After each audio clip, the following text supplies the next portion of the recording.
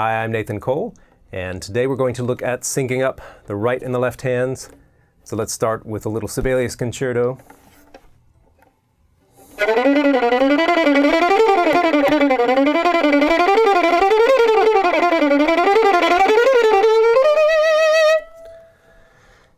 And definitely, if that passage is even just a little bit out of sync, it's going to be obvious to your listener. Now I've got a quick fix if that synchronization isn't coming together for you, and I call it the Goldilocks method. I'll explain why in just a minute. First, I do want you to grab a worksheet I've put together for this, the Goldilocks worksheet. There's a link right at the top of the description for you. There I lay out the whole method, summarize it so you can keep it on the stand next to you, or if you're one of those modern folks, you can keep it available on your iPad or something. Still watch this video because I get into the details of the how, but grab that worksheet so you know how to put this method into practice easily. Now, if that synchronization isn't coming together for you, it doesn't have to be in a Sibelius concerto. For less advanced players, for example, I can think of a famous Suzuki piece that tormented me earlier, that Fiocco Allegro. Still sends shivers down my spine. That's the this one, or for you etude lovers out there, Kreutzer 2 is a famous one, or Kreutzer 8, something like that. If one of those is out of sync, it can range from the comical, right, to the sort of slightly off-kilter, not really sure what's wrong. Just a little bit unclean. So let's really define what out of sync means. I know it could seem obvious, but it just means that the bow and the fingers aren't changing precisely together, right? Either the fingers are changing before the bow or vice versa. I think we can define it even more clearly. The left hand is either too early or it's too late, right? That's all there is to it. So why is this the Goldilocks method? If you remember in the story, Goldilocks, who's really quite a budding criminal, she just saunters into the Three Bears cabin while they're out for a walk, eats all their food, breaks their furniture, and then has a rather narrow escape when the bears come home. I'm still not sure why we read this to kids, but in each case with the porridge, the chairs, the beds, first she tries one extreme, right? So too hot, then the other extreme's too cold, and then she always settles on the one right in the middle that was just right. And that's obviously what we're going for. Now, surprisingly, a lot of violinists, could describe you, have never tried to be early with the left hand or late with the left hand. You don't know what it feels like or sounds like to do it on purpose, but I promise, if you can deliberately be early or deliberately late with your left hand, and then if you can cut it closer and closer and closer, you can get it just right. So I'm going to grab a metronome, or in this case, trusty metronome app. Let's pull that up. Always keep one close. Put it on, I'm going to put this metronome on 80. Yeah, that's about right. So go back to that Sibelius.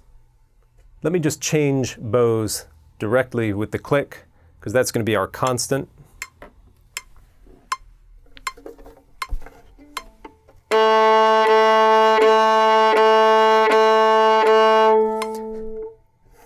I know this seems like we're really going back to basics. That's not always as easy as you think it should be. So that's the first thing to practice. Can you really change notes exactly on the click? You might even hear a tiny little click in your bow change. Sync it up with the click of the metronome.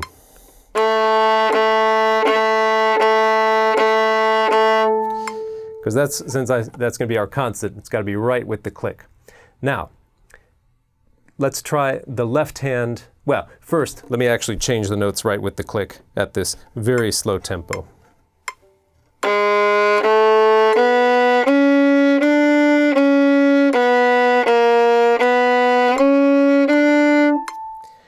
We get the picture.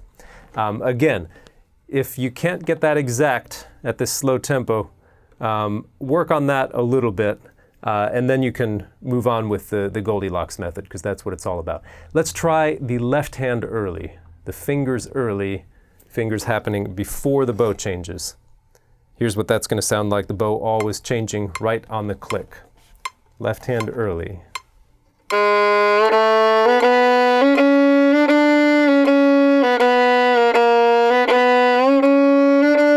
Right? So the bow's always on the click. Let's move it the other way, the other extreme. Now the left hand is going to be late, after the bow change.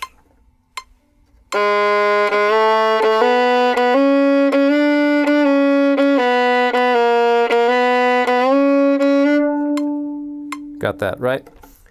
The key is the bow is always on the click. That second one, where the left hand is late, that one for some reason is usually harder for folks to get right away. If you just remember that the bow always changes with the click, you'll eventually figure out the feeling. So now let's see if I can cut it closer to the middle. First with the left hand early.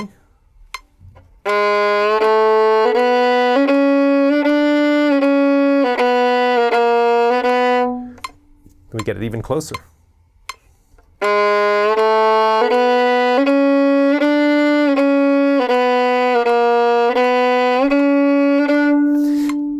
Now, if some of those actually end up just right, and just right with the click, I accept it, but I still do try to hear a whisper of early or late fingers. Let me try cutting it really close on the late side.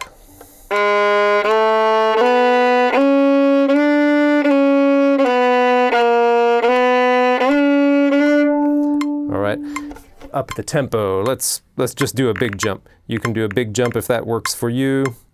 You can do smaller ones. I'm still going to try to cut it pretty close. Let me start with left hand early.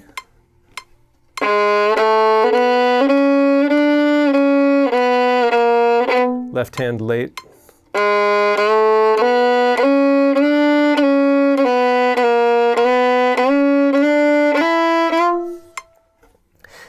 The faster the tempo gets in the cutter, the cutter you close it, the closer you cut it, it can start to sound, or it can start to feel like your bow is changing early.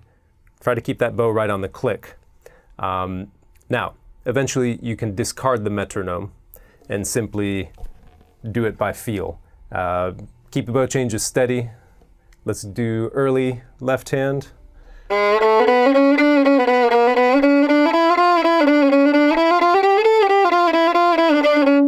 Late left hand.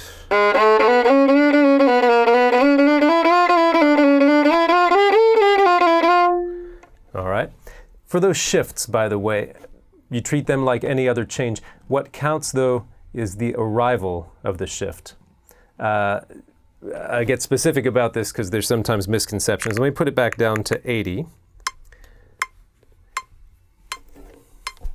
Let's say I want the left hand early. We've been going along. Here comes a shift. So what counts is the arrival.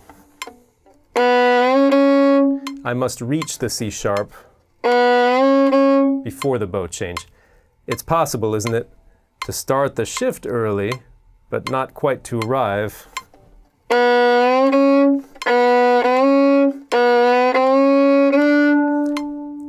This might be obvious to some of you. Just make sure the arrival is early if that's what you're doing.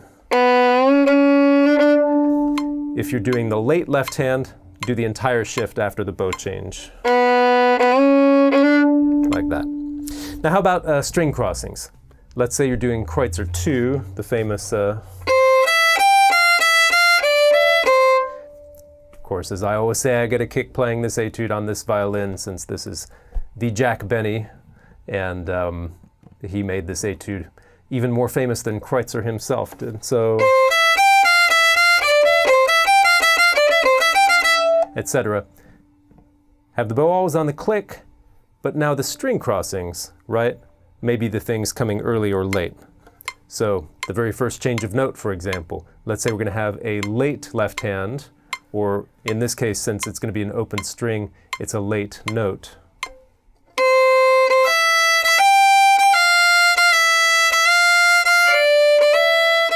Right? So bow change first and then the note change, or in this case, the string change. Early left hand.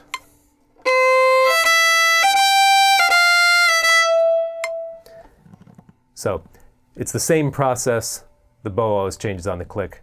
The notes either change early or late. So you can, impress your friends, see how fast you can do the Goldilocks, right?